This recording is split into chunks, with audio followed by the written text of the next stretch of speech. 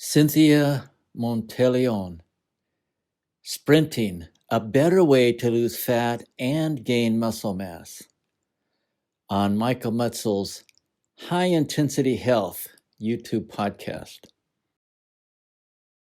Research has shown that intermittent sprinting, for example, for 20 minutes, alternate between short sprint to exhaustion with a brief walk, and then repeat, has highly positive impact on mitochondria, cardio, and building strength.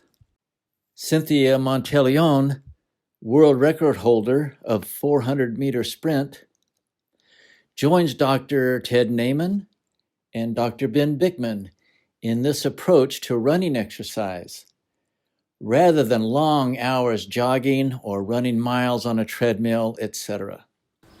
Well, I was first introduced to the concept that it might be better through my mentor, Charles Poliquin, because he would always talk about how you're wasting your time if you're doing hours of cardio, if your goal is fat loss or hormone balance or things like this. And being that I had a little bit of sprinting background in college, I took it back up again. My daughter inspired me to start sprinting again.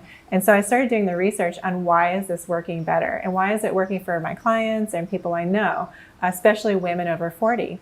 And what I discovered is that your brain increases BDNF for one thing, so brain-derived neurotropic factor, and that in turn, the catecholamines that are released help you burn fat long after you're done running, whereas opposed to when you're doing slow distance, that's pretty much it. You're not really burning as much fat. BDNF, brain-derived neurotropic factor, is a neuropeptide that is critical for axonal growth, neuronal survival, and synaptic plasticity. Scientists have found this to be the most outstanding neurotropic factor of all. So I'm proposing, how about spend 20 minutes, 30 minutes instead of an hour of running, and sprinting will absolutely do it. It's one of the things that will, get you really lean and without a lot of time commitment. This is a problem in society today where people are very distracted and they do want to check out and maybe listen to something or they're multitasking by listening to an audiobook, but that's not the time.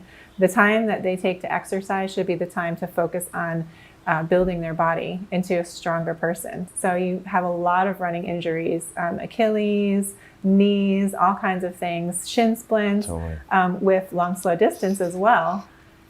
Because they just think it's easy, I'll just go start running. And that's really not the proper way either. I think it's just a trend, that's a mentality that's happened where, okay, I run long distance and I eat lots of carbohydrates. And we have found these days that actually the opposite is better for you, according to the science. The science backs it up. Right. And according to just our own daily experiences with my athletes, probably your clients as well, and that it just works. A lot of joint pain we know comes from diet and not necessarily from overuse injuries, which tend to happen more in endurance training. So the inflammation that is coming from the diet will present itself. Bacteria actually escape and go through the bloodstream and settle in our joints. So they find the inflamed tissue. So say you did overuse your knees. You have inflamed tissue there. These bacteria will go and swim and live there and inflame them even more. Like it creates a cascading effect. So cleaning up the diet is the first thing to getting strong enough to do any kind of exercise. But with sprinting, you're right, you're not using it as much. You have a shorter time period. So you have different types of loads that keep you from overusing your joints. So yes, better for your joints. And there are various ways to sprint. So you could be sprinting on grass first or the beach like we did today. Way better for our joints. That's awesome. Yeah, and more resistance for a shorter amount of time.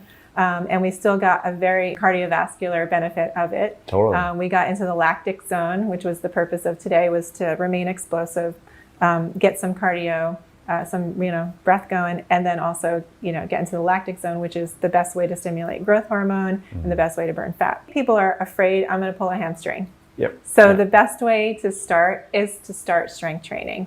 And you can start doing that with dumbbells. You can do it with body weight to start. I really am a big fan of not staying in the body weight category for too long and having resistance training.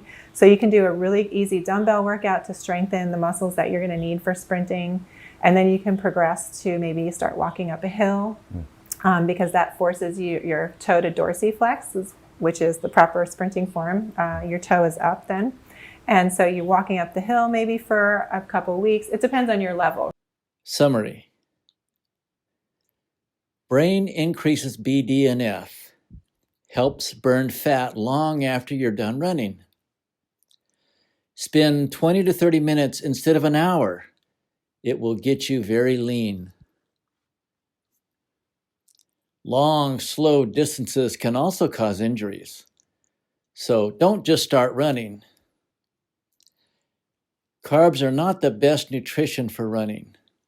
A lot of joint pain comes from diet. Inflammation from the diet is the challenge. Bacteria will settle in our inflamed tissue. On grass or sand, it's easier on joints and more resistance, less time required. The best start? Strength training. Start with body weight, then resistance weights, and also walking up a hill.